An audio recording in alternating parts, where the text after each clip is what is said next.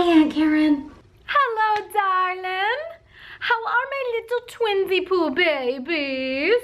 Yeah, I'm trying to get the babies to fall asleep. I gotta sleep train them or something. Oh, well, darling, I'm sorry to be the one to have to break the bad news to you, but you're just gonna have to leave those babies in the room by themselves to figure it out and cry it out.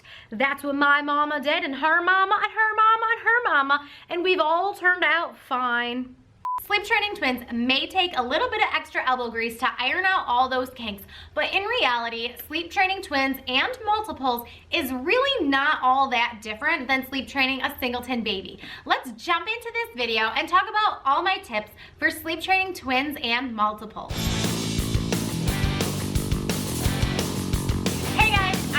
Your favorite pediatric sleep consultant and potty training coach. I've helped hundreds of families with their sleep training and potty training issues, and I am so excited today to talk to all you twin and multiple mamas and give you all my insight about sleep training twins and multiples.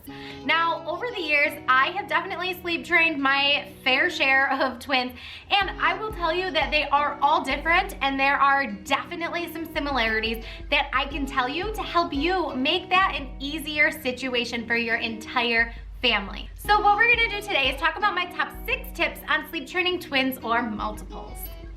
So tip number 1 is always going to come down to your baby's sleep environment. You need to make sure that you have your white noise and also make sure the room is completely 100% blacked out. Now, while we're talking about the white noise, what I'm going to encourage you to do is to double up on white noise. I want to encourage you to put one white noise machine in between both of the baby's cribs and then another white noise machine near the loudest source of outside noise. For example, if there's a lot of background noise in your house, if you have older siblings or younger siblings or animals that may be barking or TVs that might be on, you're gonna wanna put the second white noise machine by the door.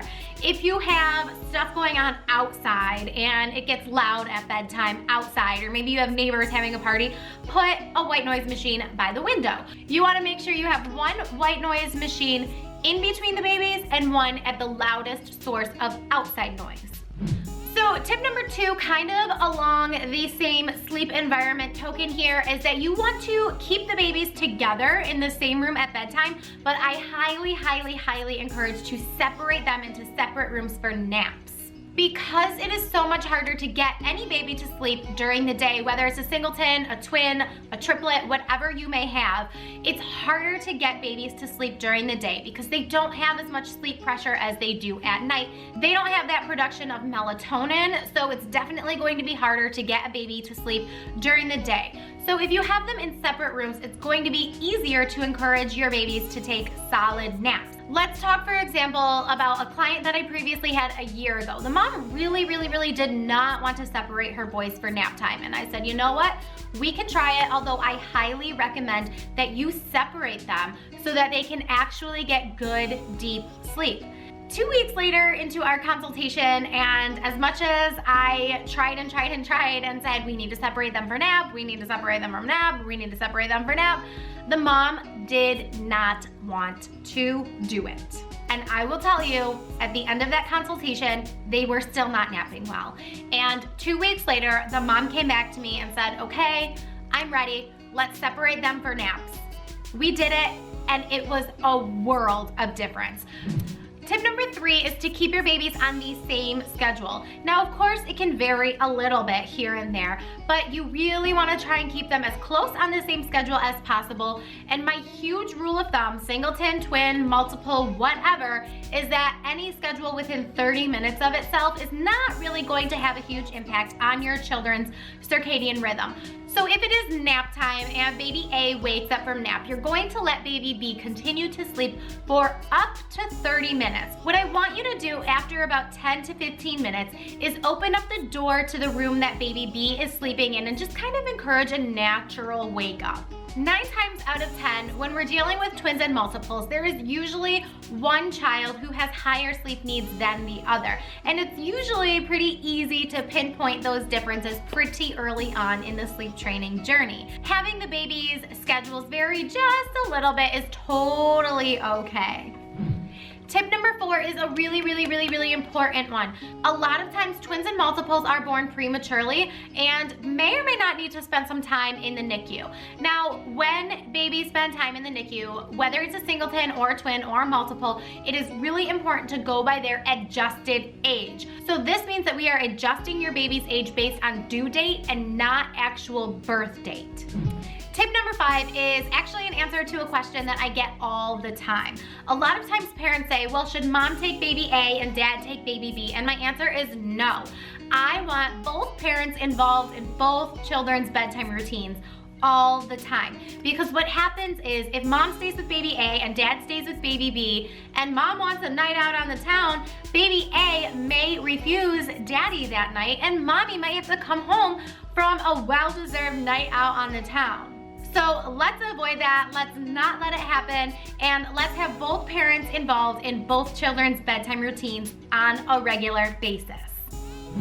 Tip number 6, of course, if you are here for sleep training information, then I'm gonna tell you, you need to cut the sleep props. If you are feeding the babies to sleep, rocking the babies to sleep, bouncing the babies to sleep, whatever you might be doing that these babies are relying on you to do every single time they wake up, you need to cut the sleep prop. So there are methods where parents can camp out in the children's room when they're falling asleep, and there are sleep training methods where parents can gracefully exit the room and allow their children to self-soothe themselves to sleep. Now, either which way, it may be a longer or shorter process with twins, but it's really important for the parents to decide what method best fits their family.